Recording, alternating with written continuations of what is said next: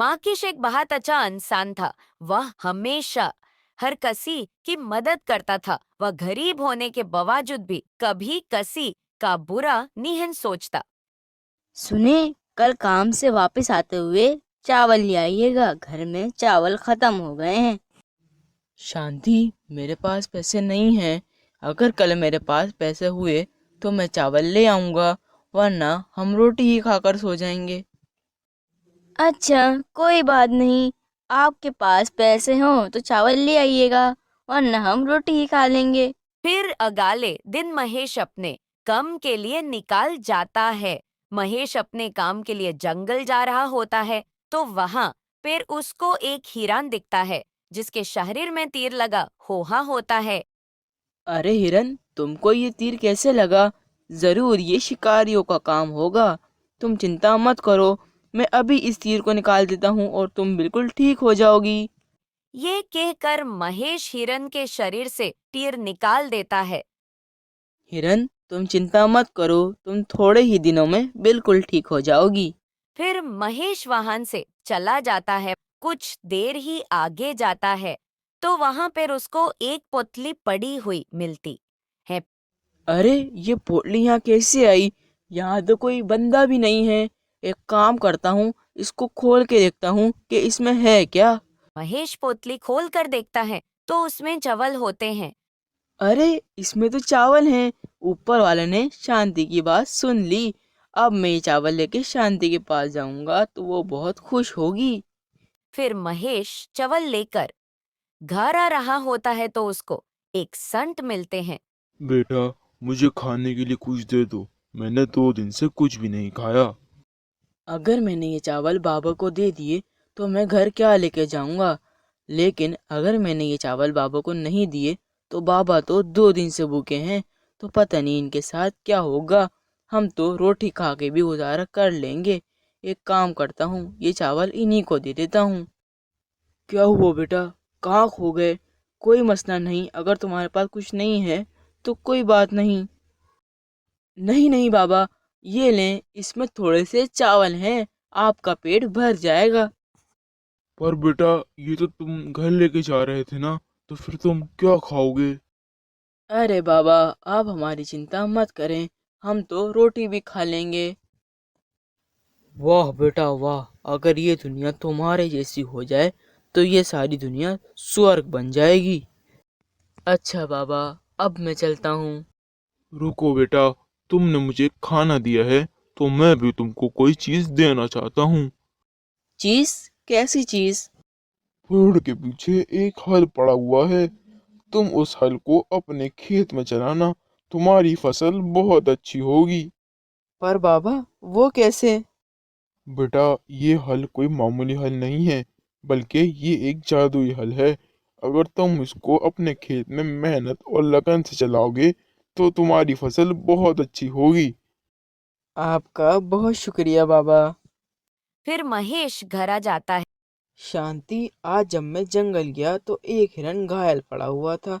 उसको एक तीर लगा हुआ था तो मैंने वो तीर निकाल दिया। फिर मैं थोड़ा आगे गया तो मुझे एक चावल की पोटली मिली।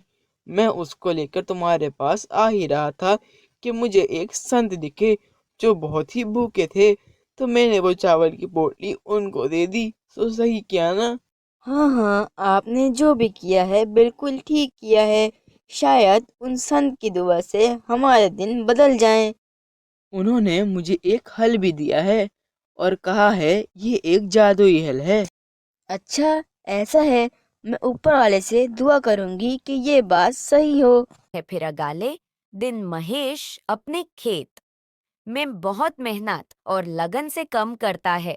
कुछ ही दिनों में उसकी फसल बहुत अच्छी होती है। एक दिन गांव का एक आदमी शंभू महेश से पूछता है। अरे भाई रमेश, तुम्हारी फसल तो बिल्कुल भी अच्छी नहीं थी, तो फिर इतनी अच्छी कैसे हो गई?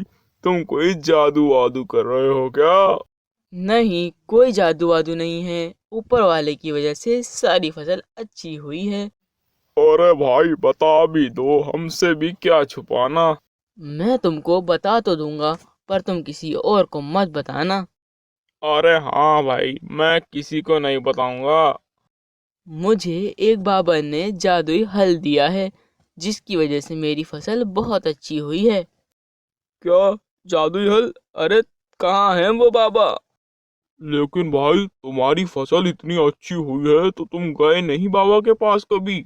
मैं गया था उनको ढूंढने, पर उस दिन के बाद वो मुझे कहीं पर भी नहीं दिखे। चलो भाई, बहुत मुबारक हो तुमको।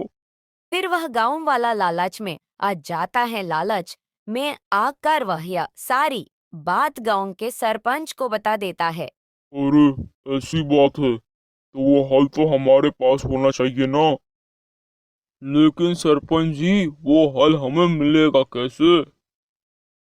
वो सब तुम मुझ पे छोड़ दो, तुम देखते जाओ अब मैं करता क्या हूँ। फिर अगले दिन सरपंच महेश के पास जाता है। अरे महेश, मेरा एक काम करोगे? दूसरे गांव में मेरे दोस्त के बेटे की शादी है। मैं जरा गांव की वाम की वजह से वहां जा नहीं पाऊंगा, तो तुम चले जाओ मेरी जगह अपनी बीवी के साथ मेरे दोस्त के बेटे की शादी में। अच्छा सरपंच जी, मैं चले जाऊंगा। फिर अगले दिन महेश अपनी बीवी के साथ दूसरे गांव चला जाता है। सरपंच उसके घर में शंभू के हथौन व हल चोरी करवा देता है। अब तो हम और भी अमीर हो जाएंगे। शंभू, ये हल तुम अपने खेत में चलाओ। जो पैसे आएंगे मैं और तुम आधे आधे रख लेंगे। सही है सरपंच जी। फिर शंभू उस हाल को अपने खेत में चलाता है, मगर ज्यादा मेहनत न करने के कारण उसकी फसल बिल्कुल भी अच्छी नहीं होती। और शंभू, ये क्या है? तुमने तो कहा था कि ये जादुई हल है, तो ये फसल अच्छी क्यों नहीं हुई? और महेश की फसल को देखो कितनी अच्छी हुई है, लेकिन उसके पास तो जादुई हल भी नहीं है। पता नहीं सरपंच जी, मुझे तो कुछ भी समझ नहीं आ रहा। अच्छा, एक काम करते हैं, महेश के पास जाते हैं और उससे माफी मांगते हैं और फिर उससे इसका राज पूछेंगे। फिर सरपंच और शंभू महेश के पास जाता है। महेश भाई, मुझे माफ कर दो। मैंने ही तुम्हारा वो जादुई हल चुराया था, लेकिन मेरी फसल फिर भी अच्छी नहीं हुई। शंभू, अगर तुम वो हल मुझसे ऐसे ही मांगते तो वो हल मैं तुम्हें काम करने के लिए दे देता। चुराने की क्या जरूरत थी? अरे महेश, शंभू को माफ कर दो। तुम्हारा हल चुराने के बाद भी इसकी फसल अच्छी नहीं हुई, और तुम्हारे पास जादुई हल ना होने के बाद भी तुम्हारी फसल इतनी अच्छी हुई है। लेकिन मुझे ये बात समझ नहीं आ रही कि ये हुआ कैसे। तुम्हारी फसल अच्छी हुई है और इसकी अच्छी नहीं हुई है। पता नहीं सरपंच जी, ये कैसे हुआ। ये हल तुमको कहाँ पे मिला था? ये हल मुझे एक बाबा ने दिया था, मगर उस दिन के बाद वो बाबा मुझे कहीं पर भी नजर नहीं आए। फिर वह तीनों जंगल जाने जाते हैं, तो वो बाबा उन लोगों को मिल।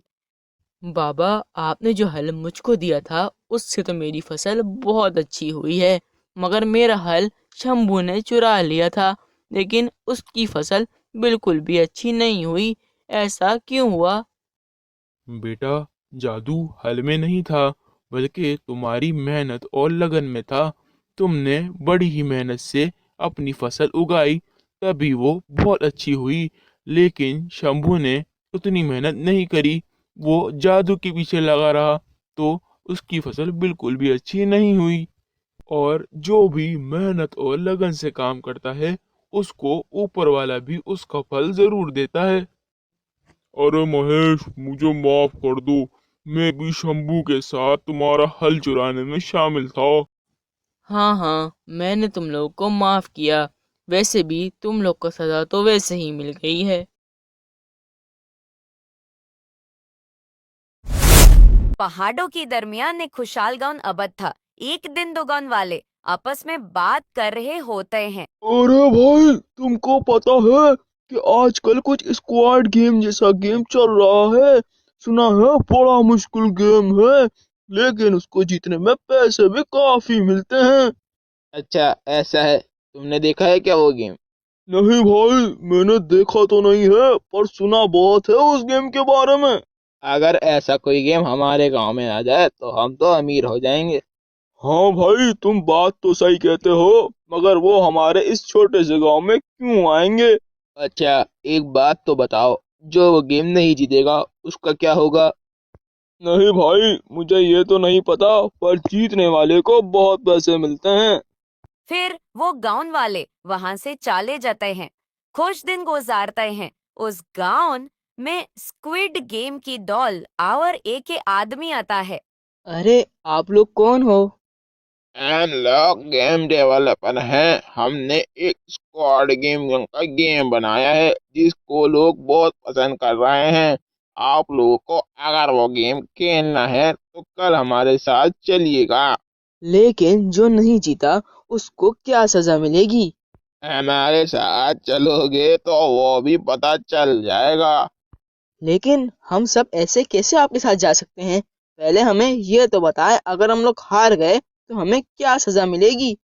आप लोगों की अपनी मर्जी है। जिसको हमारे साथ चलना है वो रात को आ जाए, और जिसको नहीं चलना वो ना आए। पैसे तो जीतने में बहुत मिलेंगे। हाँ भाई, हम तो जाएंगे। अगर तुमको नहीं जाना मनोज भाई तो तुम मत जाओ। तो आप लोगों में से जिस जिसको हमारे साथ चलना है वो आज रात 12 बजे तक आके अपना नाम लिखवा दे। हम लोग फिर कल अगले दिन निकल जाएंगे। फिर सराय गांव वहां से चले जाते हैं। लेकिन मनोज समझ गया था कि कुछ तो गड़बड़ है। फिर रात हो जाती है और सराय गांव वाले जमाते हैं और मनोज भी चुपे कर सब धक रहा होता सही है वो कहता है पूरा होता है। फिर वो आदमी बोलता है। आप लोग सबसे पहले ये काम करें, ये जो डॉल खड़ी है इसकी आंखों में देखना है आप लोगों को। फिर उस डॉल के अंदर से एक लाल रंग की रोशनी निकालती है। सारे गांव वाले उस डॉल के वॉश में न जाते हैं। फिर वो आदमी बोलता है। अब आप लोग इस गुड़िया के वश में हैं। मैं अब जो भी बोलूंगा वो आपको करना पड़ेगा। आप लोग करेंगे? हाँ करेंगे। ये सब धक कर मनोज भी परेशान हो जाता है। फिर मनोज बोलता है। मैंने तो पहले ही कहा था कि मुझे ये गांव वाले सही नहीं लग रहे, लेकिन इन गांव वालों ने मेरी बात नहीं मानी। अब ये गांव वाले ठीक कैसे होंगे?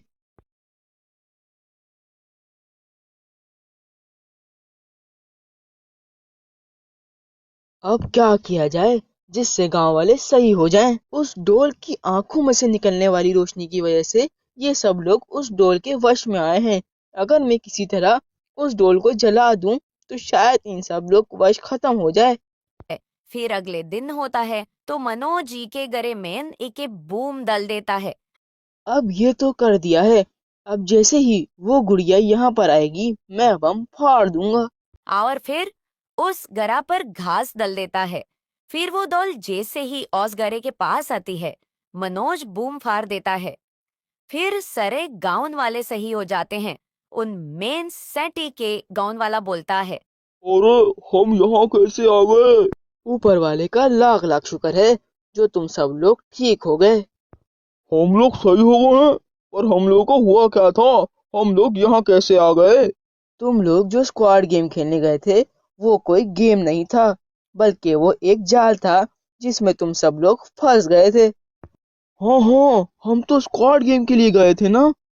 तुम सब लोग जब वहां पर गए तो उस डोर के अंदर से एक रोशनी निकली जिसकी वजह से तुम लोग उसके वश में आ गए। मैं ये सब वहां पर छुप के देख रहा था। फिर मैंने एक योजना बनाई। मैंने उस बुढ़िया को बम से फाड़ दिया और तुम लोग सही हो पाए। मोहन भाई, तुम्हारा बहुत शुक्रिया जो तुमने हमारी जान बचाई ली। हम लोगों को किसी पर भी ऐसे भरोसा नहीं करना चाहिए और ज्यादा पैसों की लालच में भी नहीं आना चाहिए।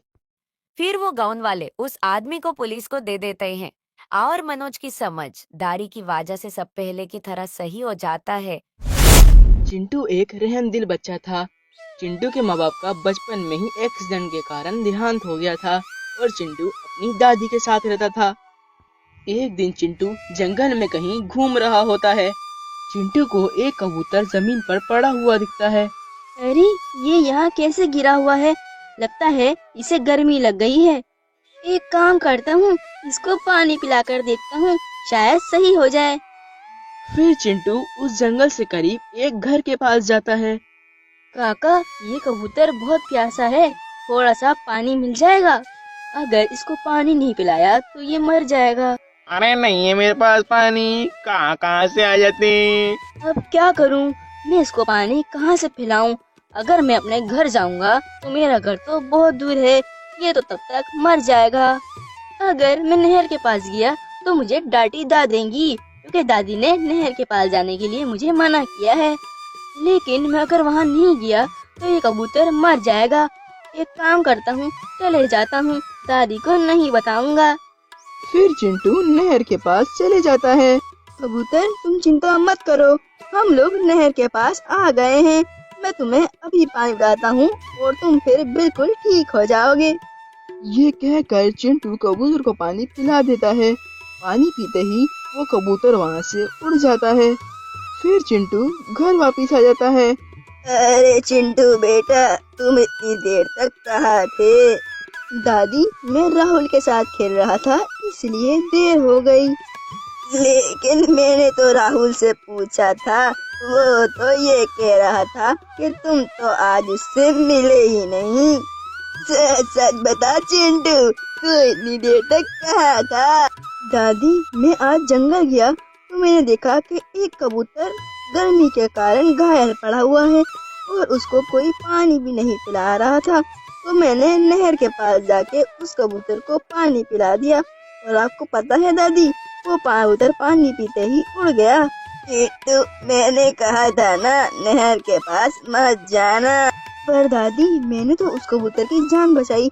अगर मैं उस कबूतर को नहर के पास ले आकर पानी नहीं पिलाता तो वो कबूतर मर जाता।